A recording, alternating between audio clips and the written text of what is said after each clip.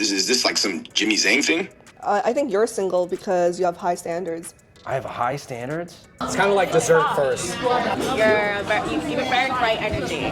What category am I in? What do you think is attractive about me? I'm single, mid-30s, in New York City. The worst city in America for dating. Or so they say. I've had girlfriends, I've been on a million dates, and my network is huge.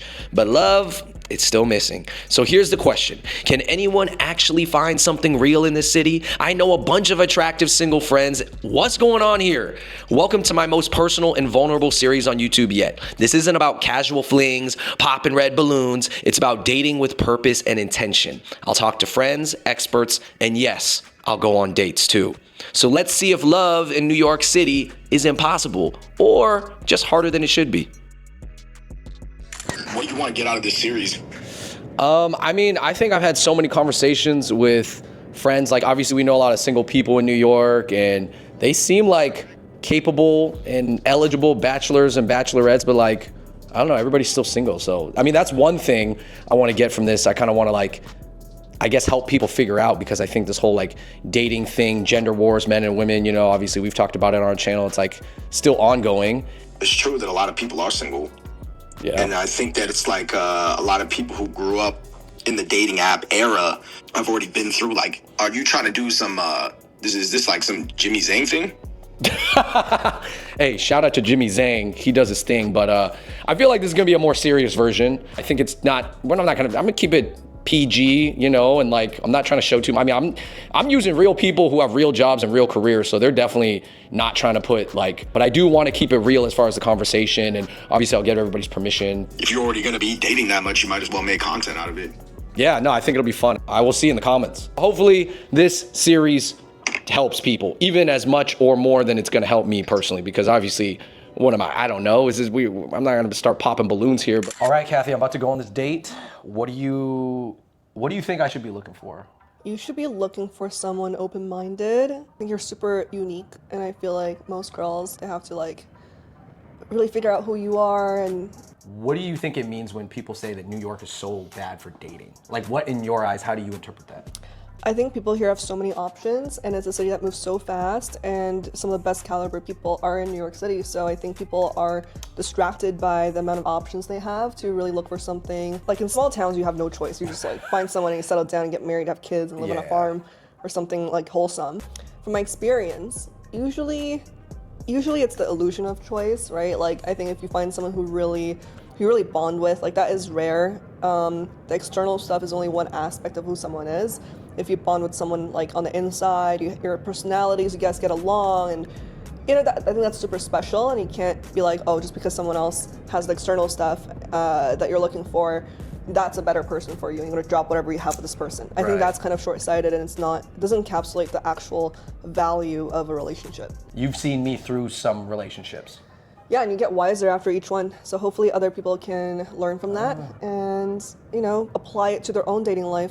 What type of girl do you think, like, just paint a picture of a girl that you think I should be looking at seriously? I think someone like extroverted, open-minded, like smart as well, and is able to converse with you on interesting subjects, because you're a deep thinker. You think so much about like, not just culture, but like economics, geopolitics, everything, altogether, even venture capital these days. I see you talking about that. I have so many single friends in New York. I know so many single good products in New York.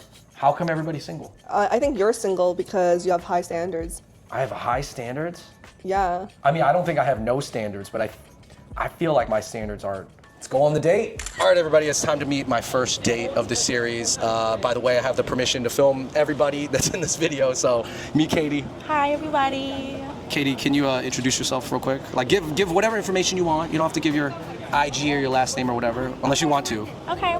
So hi, everybody. My name is Katie. I am a full-time speech therapist. Also, I work at NoFlex, at nightclubs, cocktail/bar in K-Town. If anyone wants to come visit me, NoFlex. Okay, NoFlex gotta pay me for that plug. I'm just kidding. They treat me nice there. I gotta get this question out of the way. Does anybody ever call you an ABG? You know what? Almost all the time, every weekend, yes. how do you feel about that? Do you know what they're saying, or just like, hey, I just like this, I am who I am? Well, I kind of fit the physical stereotype of an ABG, right? So what makes me an ABG? I want to ask you that. Well, I feel like this is really our first time hanging out, so I gotta get to know you. So maybe by the end, I will be able to answer that question. Okay. Hey, we're in Chinatown for the first date. At King's Kitchen. It's a classic. It's a classic, it's a classic. They just opened up here. Anyways, let's sit down, we'll talk some more. What are you I always looking get at? the classic, the premium jasmine milk tea. Okay, what if you Get switched that. it up today? Get The pistachio jasmine coconut is really good too. All right, so this is kaya toast. This is probably your first time having this, right? So this is actually like steamed. This is not toasted, but this is kaya is a type of like, I want to say sweet green coconut jam that they eat in Singapore. And then usually you'd have a raw egg cracked with soy sauce and like white pepper, and then you mix it in and then you dip it and then you eat it. But this is just kind of like sweet right now. So I think it's cool that they added this, but it's kind of like dessert first. What made you go on this date with me? We met at the place I work in Oflex, and then he messaged me on Instagram, and then he clocked me for not answering him and ghosting him the first time. So I got ghosted first, just to be clear. And not in a mean way, she did respond the first time. She said, I said, when do you want to go get food? And then she said a day, and then I was like, oh, I can't make that day, how about this day? And then she didn't respond to that. So I was like, dang, I lost it just like that. This thing is so fleeting. Okay, so that was the end of it. And then I saw him again this past weekend. And then he put me on the spot. So I was like, you know what? We started talking a little bit. And I was like, you're actually a very good conversation holder. And I was like, I'll try going on a date with you. I'm a good conversation holder. So if you need someone to hold a conversation, so this is why. Yeah. And then we were talking about dating a little bit in New York, and then how I wanted to do this series. And I'm not saying this is why you're Why out I'm with me. here. I'm not saying this is why, but you were open to agreeing to this. It worked out. I guess the timing was well too. How do you kind of interpret that?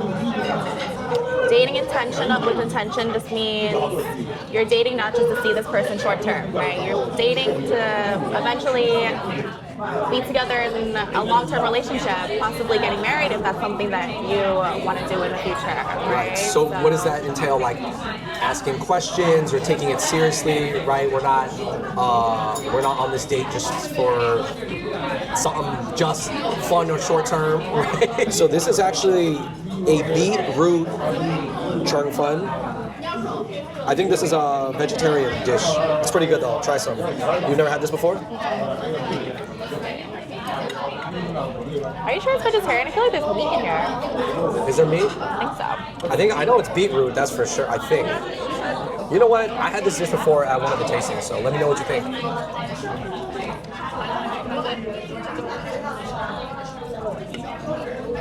There's fish in it. It's really good. I like the texture of the beetroot. Have we met before? Before even the last time we met? Because I know we have mutuals, for sure. Apparently. Give people like a little bit of a background. Like, it is true, because New York City is it's a big city, but also me and David, at a time when we were both on the apps, we have matched with the same girl before. Is that awkward? Not at the same time, usually at different times, because they kind of know. So it is weird, and it does require a little bit of communication. But guys, it happens, and it's no big deal. As long as nobody went out with each other or dated the other person or whatever, then it's all good. Like if you just chatted with somebody. It's very common because the Asian circle and the Asian community also is quite small. Like everyone knows of each other or has heard of each other. I actually, in my opinion, I actually don't think that Asian circles are small out here. I think it's just that there's so many interactions. So it's not really the size, but it's the amount of interactions that make it small. And you have to understand that if you go out, if I've lived in LA and New York, and I've gone out to Vegas, like I'm gonna see familiar faces. It's just like inevitable. True. All right, so Katie, I feel like part of dating intentionally is also like asking about past relationships. Like, is this a worthy topic on a first date? What did you learn? What comes to mind? I learned to take things slow, get to know the person first before you jump into anything serious with that person. What do you mean get to know the person? Because you you did know this person from Yeah. hanging out, but you didn't know him like that. Yes, so we have a lot of mutual friends. I see him every year for a specific mutual friend's birthday. We saw each other at the birthday party. We went on 2 dates, and then we started seriously dating. Chat, 2 dates. Is that enough to call it? I mean, I felt like there must have been some intention or at least some chemistry with that. No? For sure, there was chemistry, and also maybe because I felt like I've known him for a couple of years, that I was like, okay, we have a lot of mutual friends. Our mutual friends. Is it kind of like he was validated kind of by his friend group in the community, sort of? Yeah, definitely that, and also our mutual friend also kind of vouched for him. Like, yeah, he's a great guy, but it's like that's what people see on the surface, right? I'm sure my friend that knows him also only knows him pretty surface level, and you know, once you start to actually get to know someone, things start to unravel. And that's why I said to really take your time to get to know the person, spend more time with them, and before you jump into anything serious. Well, quality time can mean different things to different people, right? Quality time can just be simply like having a meal together, asking each other questions like this, right? Getting to know the person, getting to know the person's closest friends, like people that they surround themselves with, what they do. Maybe if I want to spend quality time with this guy I'm seeing, I would do some things he likes to do, and then he would bring me to things that he likes to do, and I'll bring him to stuff that I like to do, right? And also just really having long quality conversations, right? I think conversations are very important. All right, so what was your question? I said, was there anywhere you've ever wanted to travel to before that you've never got the chance to go to? Okay. Can I say a spot that I'm about to travel to, so I have plans to go? Where? Okay, so one is my mom's ancestral home in Shandong, which is like a northern province, right? And then, but outside of Asia, one, I want to go to Vietnam. I have not been to Vietnam yet. I want to go there too. Yeah, and I heard Da Nang is beautiful. I want to hit up Ho Chi Minh. Everybody says Hanoi too.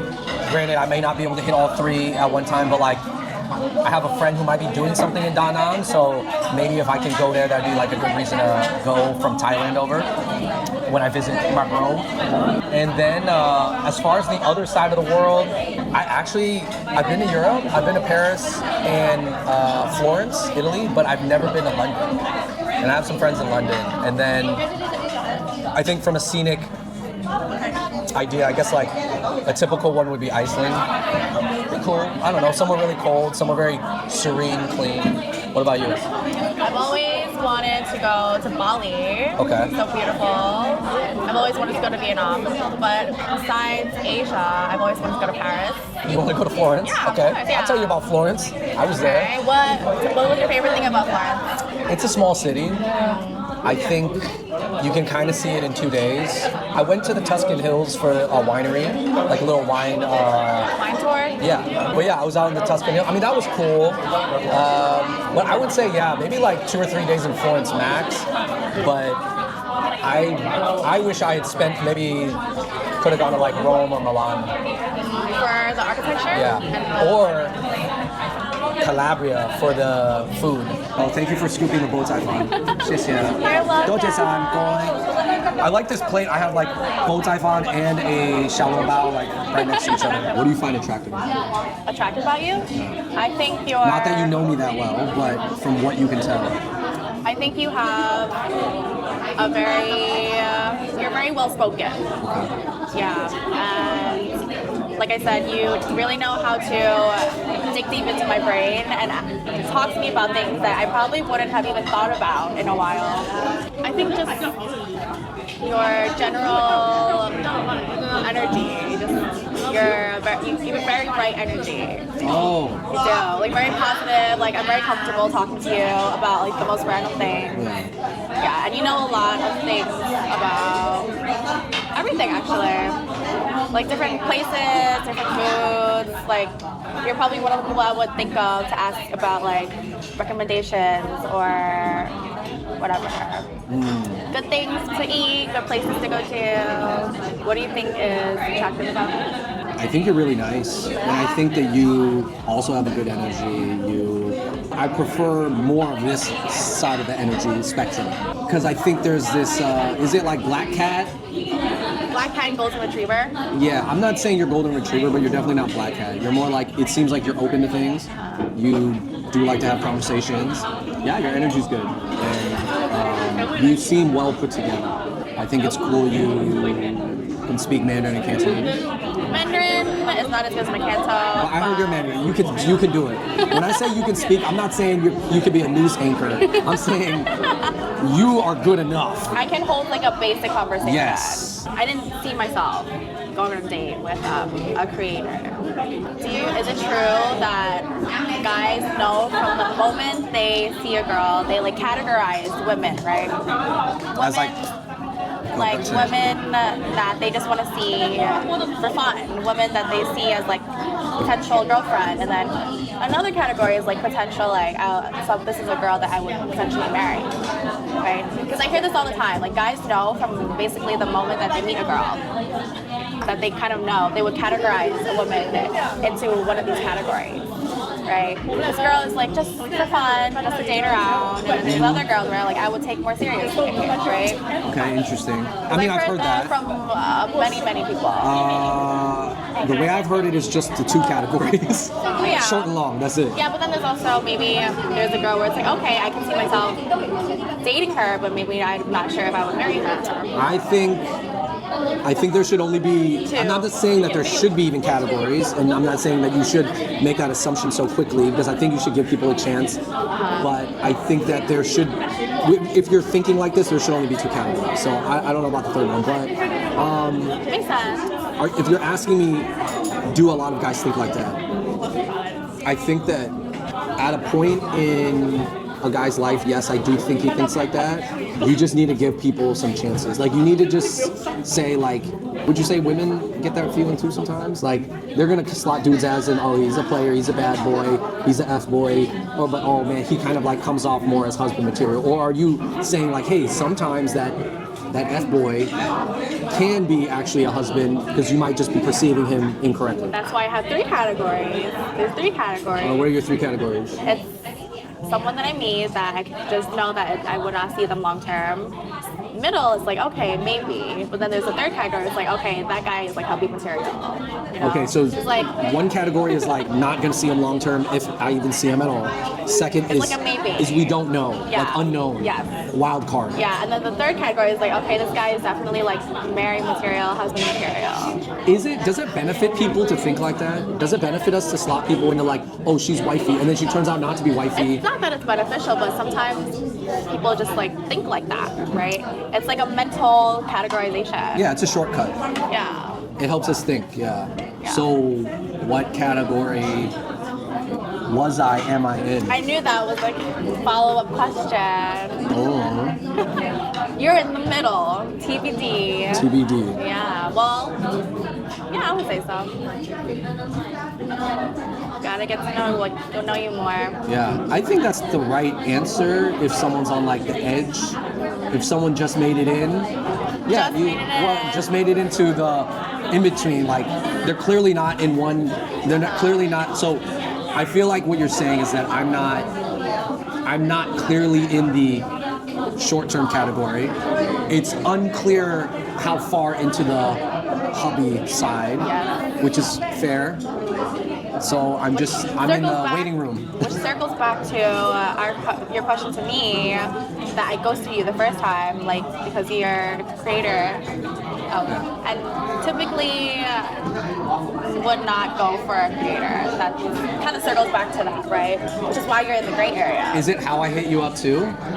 Is it our meeting? Slid in my DMs? You mean how we just met really briefly and then like, I guess it felt like I was just hitting on you for fun? Is that how you perceived it? Which is fine if you perceived it that way, because like, I think like... Yes, but then you also did follow up the second time. So the follow-up helped, you know? What do you mean follow the second time? Like after me ghosting you the first time, you still tried to kind of pursue. Or I still talk to you. Yeah. I still respected you. Yeah. Because you mean if I was just looking for fun, I would have looked at you and been like, oh, she already rejected me, like F her, I'm not gonna talk to her. Like, you know how guys would sneak on the side, be like, oh, that's that girl who ghosted me. Girls would do this too, be like, oh, that's that guy who ghosted me, and then never talk to them again. I just came up to you and I was like, oh, she's just a regular person. I don't take it like, believe it or not, I didn't take that personally.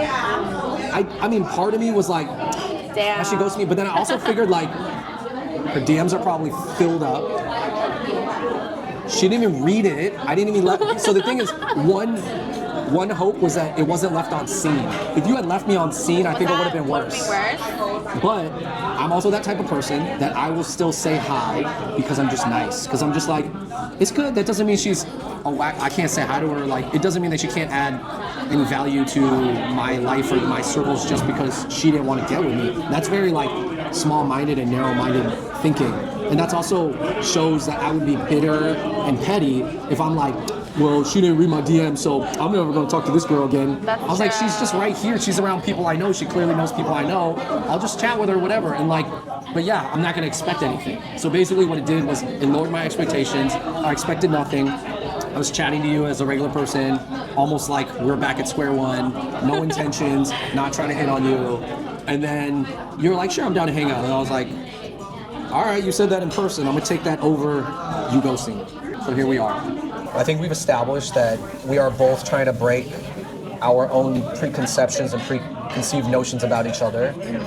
Me looking at you as a ABG club girl, and then you looking at me as like some maybe I guess player creator.